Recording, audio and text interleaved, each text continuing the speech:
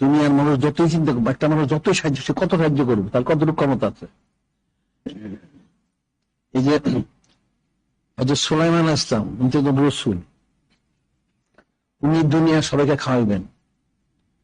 আল্লাহ পাক আপনাকে সারা কায়নাত করতেছেন, আসমান জমিনের নিচে যা আছে সব 1 বছর মেহমানদারি করতে চাই। তাহলে এটা তো কোনো, এটা জিন ইনসান কারো পক্ষে এটা সম্ভব না। 6 মাস তাও সম্ভব না, 3 মাস তাও সম্ভব না, 1 মাস তাও সম্ভব না, 15 দিন তাও না, 7 দিন তাও না, একদিন জানলাম, একদিন অনুমতি আন। আল্লাহ বলতে আমার কুদরতি বিষয়।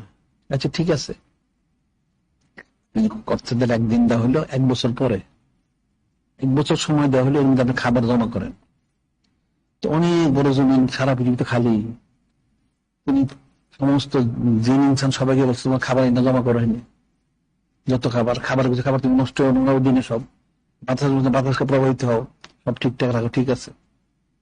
জমা করতে করতে করতে পাহাড় দেখা যায় খাবার জমিন থেকে আসমান, পুরো দক্ষিণ উপরে নিচে ডানে বামে সব আসমান বন্ধ হয়ে গেছে। খাবারের দিন উপস্থিত, সাগরের থেকে মাছ উঠে আসলো। হযরত সুলাইমান আলাইহিস সালাম দাওয়াত দিচ্ছেন, হ্যাঁ দাওয়াত দিচ্ছি। দাওয়াত দিচ্ছেন, খাবার কোথায়? ও যে কত খাবার জমিন থেকে আসমান পর্যন্ত, ঠিক আছে। এখন আল্লাহ পাক ওনার ক্ষুদ্র বোঝা মুশকিল, 1 লোকমা শুধু। দেখা গেল এর মধ্যে মনে জীবন কোন খাবার এখানে ছিলই না।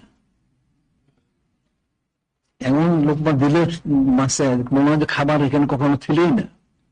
কিন্তু তার জন্য আল্লাহ পাক, ব্যাপারটা কি? আল্লাহ আমার কুদরতি বিষয়। মাক বললো যে আমি, হে হযরত সুলাইমান, আমি প্রতিদিন 3 লোকমা খাই, আর 2 লোকমা কই, আর সমস্ত সৃষ্টি অপেক্ষমান।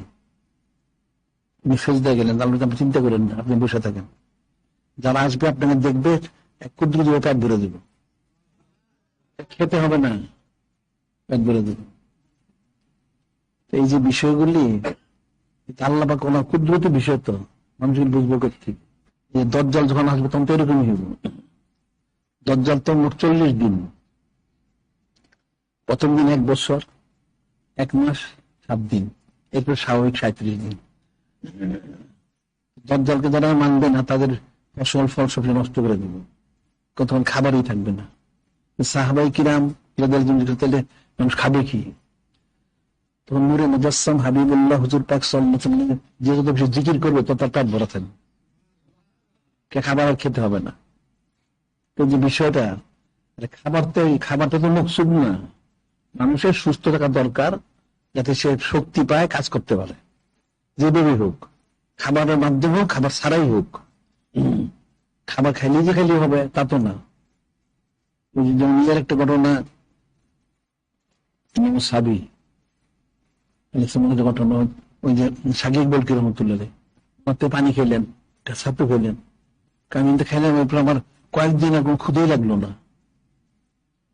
খাবার খাওয়ারও শর্ত না, শরীরটা যদি সুস্থ থাকে, শক্তি থাকে, তাহলে বাস হয়ে গেল।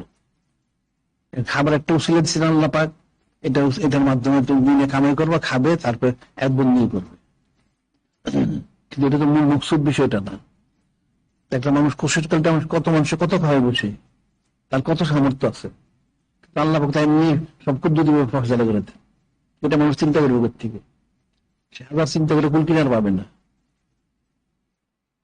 মানুষের তো তাওকুল নষ্ট হয়ে গেছে, ঈমান নষ্ট হয়ে গেছে, আকীদা সব নষ্ট হয়ে গেছে, নাউযুবিল্লাহ। এটা তো 24 ঘন্টা নূরে মুজাসসাম হাবিবুল্লাহ হুজুর পাক ওনার দিকে রুজু থাকা উচিত ছিল। ওনার দিকে রুজু থাকলে কুদরতি ফয়সালা হবে, উনি তো ফয়সালা করবেন।